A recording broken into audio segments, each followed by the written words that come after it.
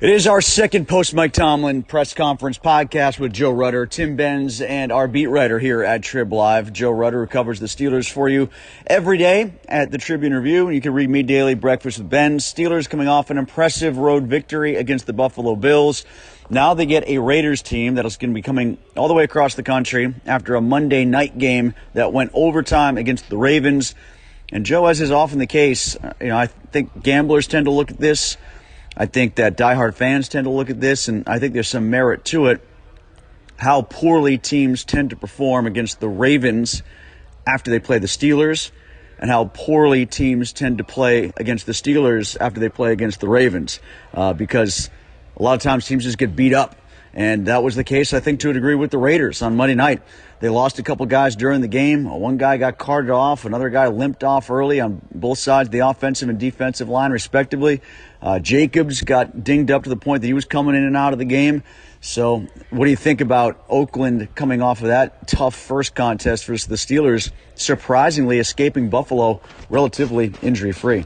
Yeah, I think obviously weighs in the Steelers' favor, and it doesn't help the cause for the Raiders that they played Monday night and that they've got a short week, plus they've got to come all the way over here. So yeah, I think that definitely weighs in the Steelers' favor, and plus the Steelers are actually going to have fans for the first time in 2 years, so it's going to make for a pretty loud environment. So yeah, a lot of things are weighing in the Steelers' favor, and it's funny because you look at the way the mood of the Tomlin press conference last week, all the uncertainty about T.J. Watt heading into Buffalo with facing this team that was pretty prohibitive favorite. Now all of a sudden you fast forward a week later and those questions are pretty much erased, and it was really a dull press conference for the most part. There's no real injuries to speak of. Other than praising the Raiders and talking about a few matchups, there was no big news to come out of this press conference either. The only person he got mildly mad at was me when I asked about snap counts of the outside linebackers.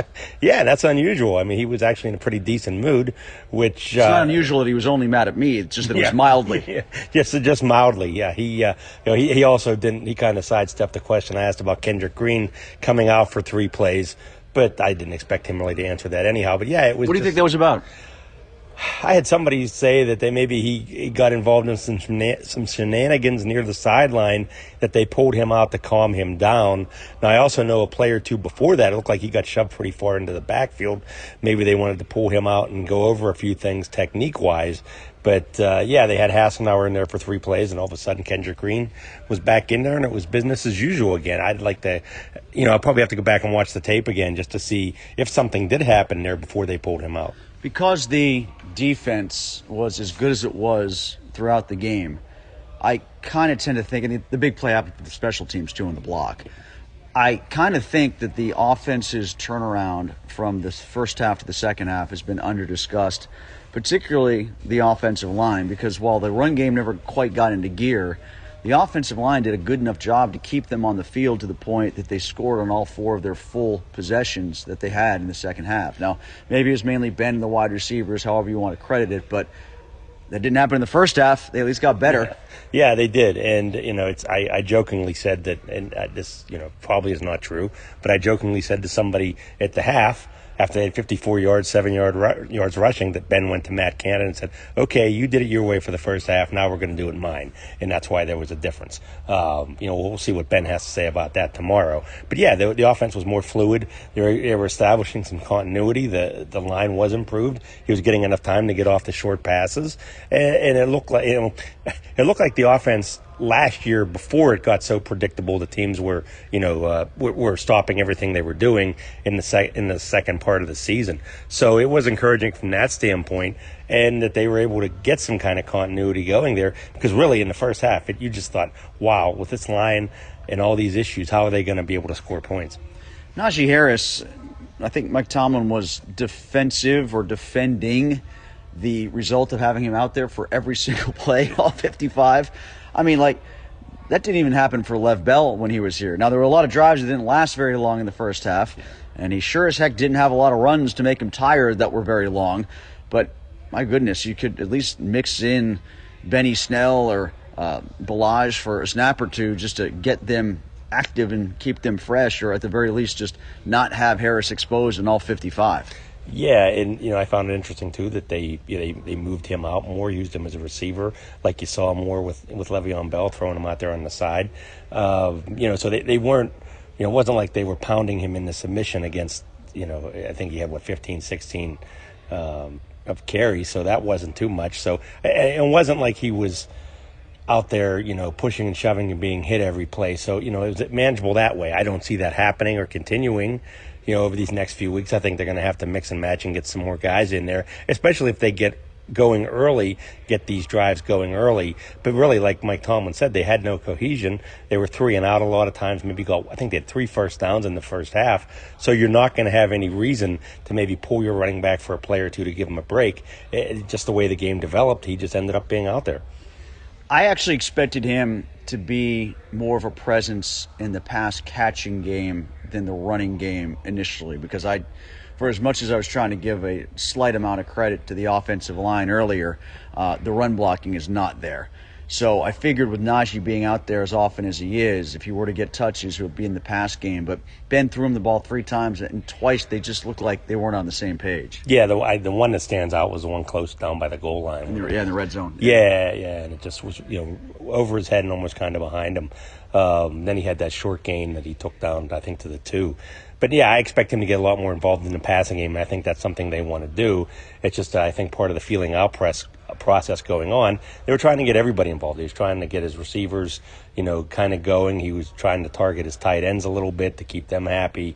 And, I think it will come more for Najee Harris, where he will be a Le'Veon Bell-like two-way player. But, I think they're happy with what they were able just to get, in securing that win in Buffalo. I'm curious from a gambling perspective what you think about the point total in this one, because I think the Steelers are going to score more points than they did against Buffalo, but I don't think that offense for the Raiders is going to move the ball as effectively against the Steelers as they did against Baltimore.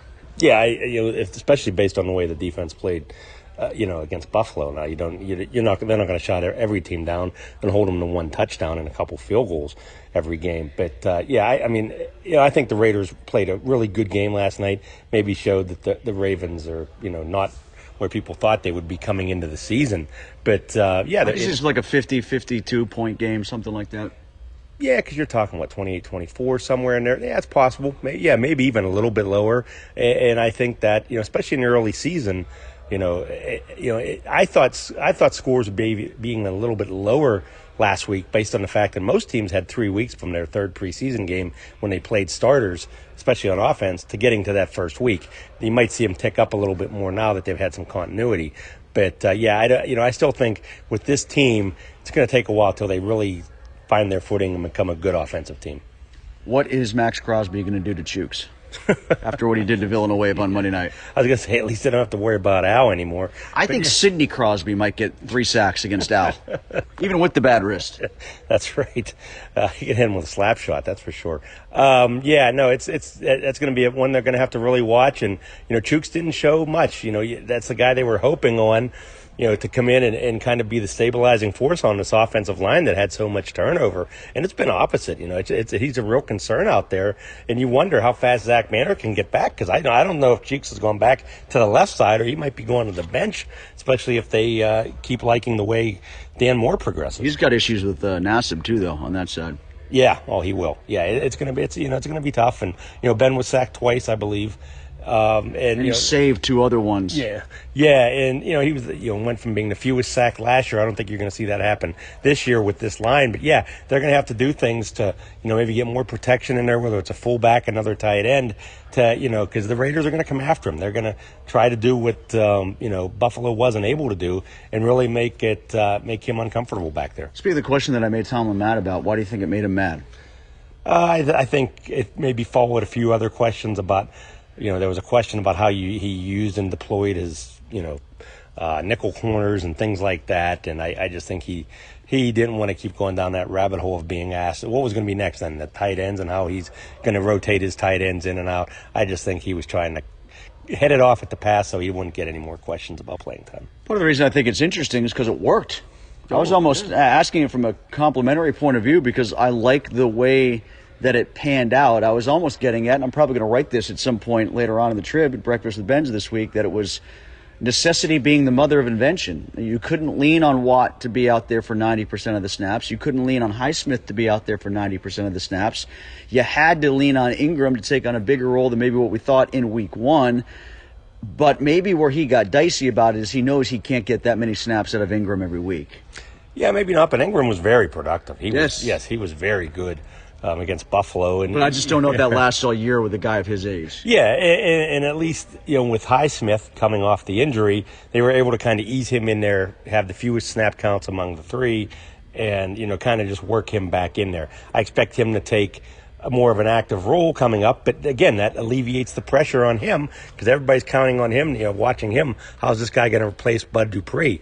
Well, now it's not just him replacing Bud Dupree, it's him and Ingram, and what they gave in terms of pressures, was really good, more Ingram than Highsmith, but yeah, there was no missing Bud Dupree in this game. Last thing about the Raiders, I don't even really take all that much away from the Monday night game and apply it to my thinking about how this one goes.